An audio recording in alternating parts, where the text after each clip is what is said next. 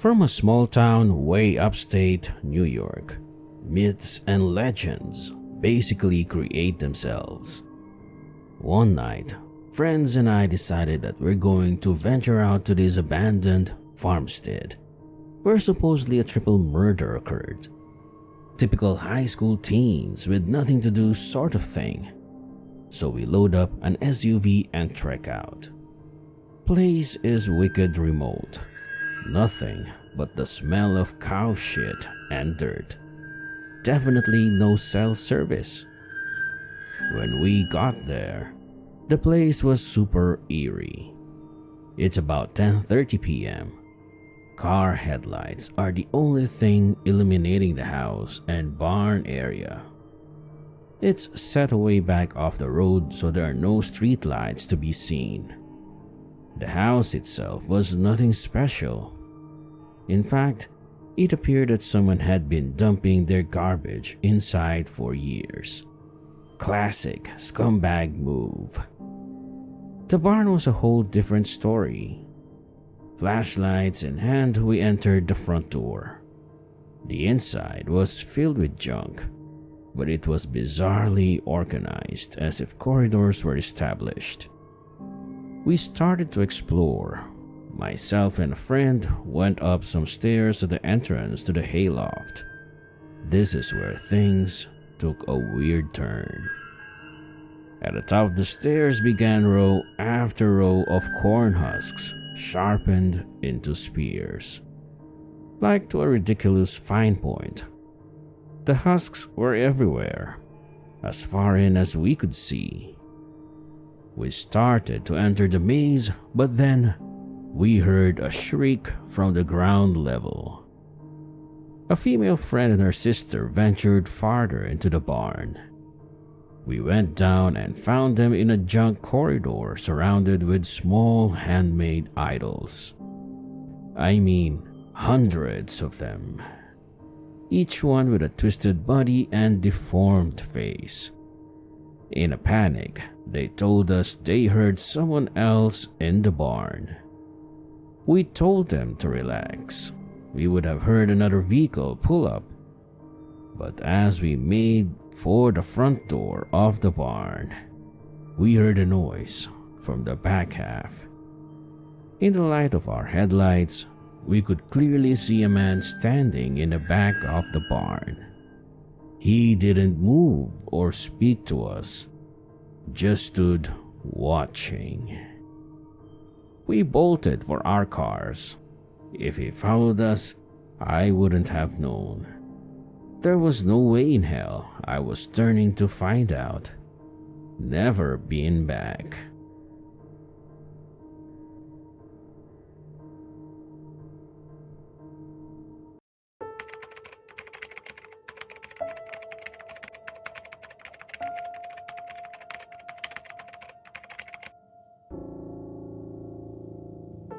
The spookiest thing that ever happened to me on a Friday 13th was when I was like 11. My friend had just moved house and she said her new house was haunted. I was a kid who was super into supernatural or paranormal and fantasy. But by this point, I was already starting to turn skeptical. But I mostly kept that to myself, because it was fun to pretend I still believed. Anyway, it was a Friday, and for some reason, my friend's whole family, except her, were out of the house for a few hours, and she invited me over to sit with her. We thought it would be fun to watch one of those ghost hunt shows, and at the part where Derek Acora was asking for the ghosts to come out, my friend's video player turned on and started rewinding itself. This was a time before that thing was automated, and theirs was old. You had to rewind it yourself by pressing the button on the controller, and the controller was on top of the video player, so it wasn't my friend playing with me. Scared the hell out of us. But other than that, She's told me how other creepy things had been happening, like her sisters hearing someone whispering their name into their ears, and a clothes hanger being thrown across the room from the side of the room where no one was, and other things like that. I consider myself a skeptic today, but that still always creeps me out. Because I was there, and my friend wasn't the kind of person to make stuff up. I think she was like me, skeptical, but still found it fun to talk about.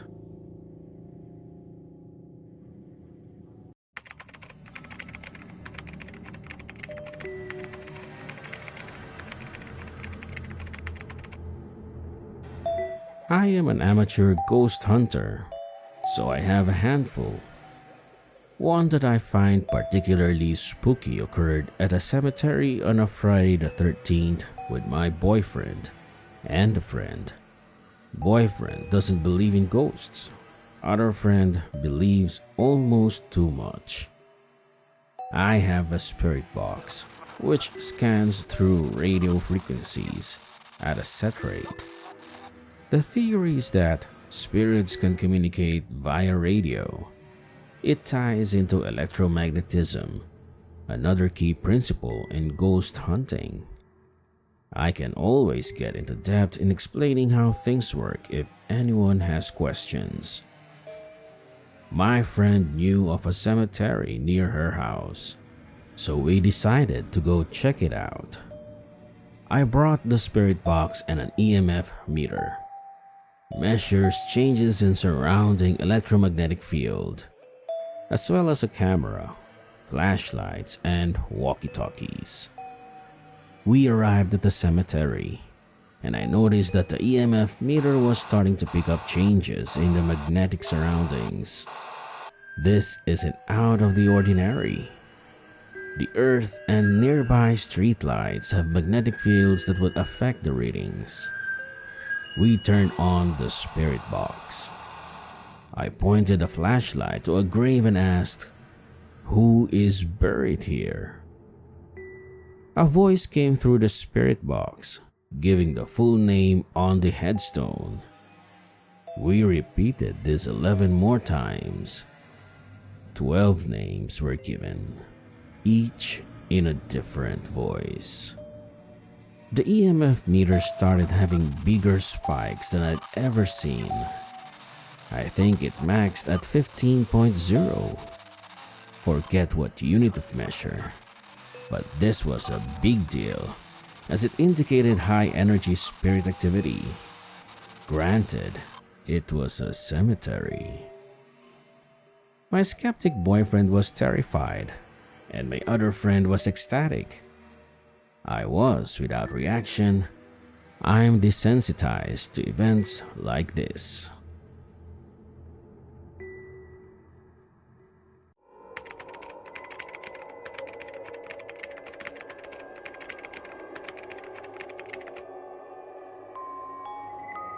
Spookiest thing that has ever happened to me is back when I was 16 and my friend was hanging out playing video games. Mom came back, had a little too much to drink, and went to bed. Whatever. Seems normal. So here's why things start getting weird. I got a message from my mom and it said, "Hurry. Something bad is going to happen." I'm like, how weird. Whatever though. Put my phone, I got another message about 2 minutes later. "Hurry. Gun under pillow." So this time, a red flag appeared. And I'm okay. Let's go check this out. Went into the room, looked under the pillow, and bam! Gun locked and loaded. Well, I'm like, that's weird. Took the gun with me, unloaded it, and took it apart. About 5 minutes later, get another message saying, might have won the battle, but the war isn't over here. life is mine tonight. By this point, I'm just like, what is happening? Go back to my mom's room, wake her up, and ask why she's being weird and scary. Doesn't know what I'm talking about, so I thought I'll hide your phone under the bed. And just to be safe, I'll take it the board so she'll have no idea. But surely I got another message saying, necklace, choking, hurry, yay. Go in there and my mom has her rosary wrapped around her and the Christ pulled off squeezing it in her left hand so hard it was bleeding. So I woke her up and tried to explain what happened, but she was still drunk, so it didn't make a difference. I was curious about her phone, so I checked and lo and behold, it's still there like nothing happened. Well, I grabbed her phone and tried to look at the messages, but they weren't there. Like none of them were on her phone. Fast forward the next day explaining everything to my mom and showed her the messages and she starts crying. So the messages that ended with A, my mom thinks it was her firstborn that died since her name was Amethyst. Freaky though. I got plenty of stories. For whatever reason, paranormal loves me.